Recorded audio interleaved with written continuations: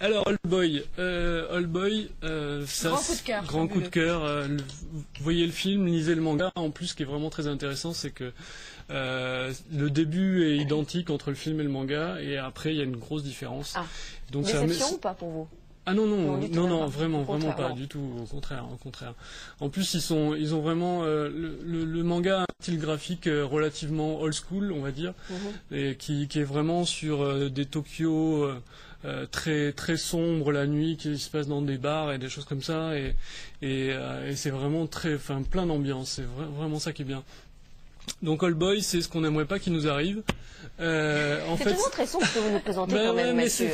C'est pour ça que je suis là pour faire un peu Ah oui. poète pour les filles, on fait des bisous et tout va bien. Elle vit dans un monde des bisounours, et vous non. Hein. Ah, j'adore ça. Il le présente, mais c'est assez fabuleux.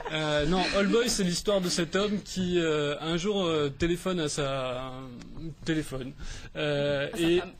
femme, et en fait il va se faire kidnapper. Il ne sait pas par qui, il ne sait pas pourquoi, et il va être enfermé dans une prison privée. Et quelqu'un paye cette prison privée, et il va la payer pendant 15 ans. Et donc pendant 15 ans, il va vivre dans cette prison sans savoir quand est-ce qu'il va sortir, sans savoir qui donc l'a emprisonné, et voilà. Et dans quel but. Et le début du manga, le passage en prison va être relativement rapide, et après ça va être son désir de comprendre et son désir de vengeance, et il va trouver un moyen d'essayer de remonter un petit peu la piste, à savoir quelle est la personne qui est prête à payer autant d'argent et à faire autant de mal, et pour quelles raisons. Et vraiment, c'est vraiment très chouette. Je peux pas en dire beaucoup plus parce que après c'est trop du suspense. Mais après avoir lu ou vu le film, si on a des très grosses envies de raviolis, après on comprend tout. Et après Mathieu m'amène dans les restaurants japonais pour manger les raviolis. Il y a des scènes de raviolisserie là-dedans qui sont absolument incroyables. Très fin. Voilà.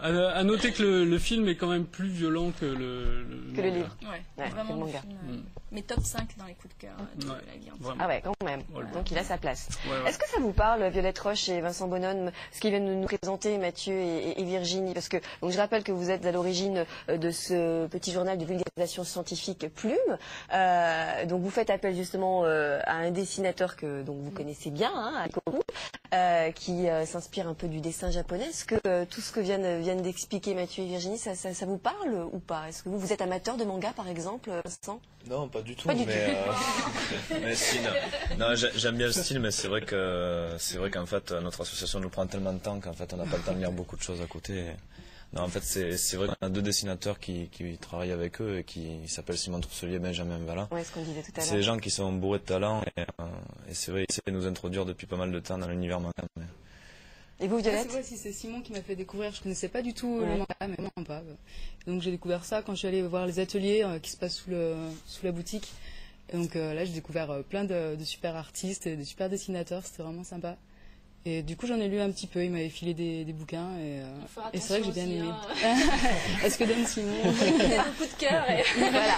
Donc il faut que vous regardiez cette ITV tous les jeudis, tous les mercredis à 18h30. Aussi, parce que c'est vrai que ça fait vachement envie. Alors, je vais regarder un peu plus. Ben voilà. On vous retrouve la semaine prochaine, Mercredi prochain.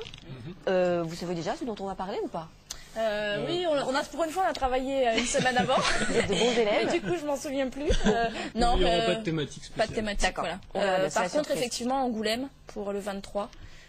Voilà. Février. 23 janvier. Oh, pardon. 23 janvier, puisqu'Angoulême commence la semaine du 23. C'est le premier jour, le 23. Très bien. Et il y a eu pas mal de mangas sélectionnés à Angoulême. Petite rétro de tout ça. Exactement. Très bien. Merci beaucoup. Vous restez avec nous.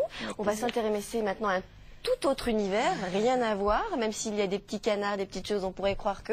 Mais oula, il prend l'eau, tiens, il est en train de...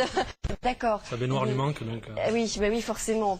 Alors avec nous ce soir, Yannick Deveau et Guilhem Constance, bonsoir à tous les deux. Bonsoir. Vous êtes plutôt rock,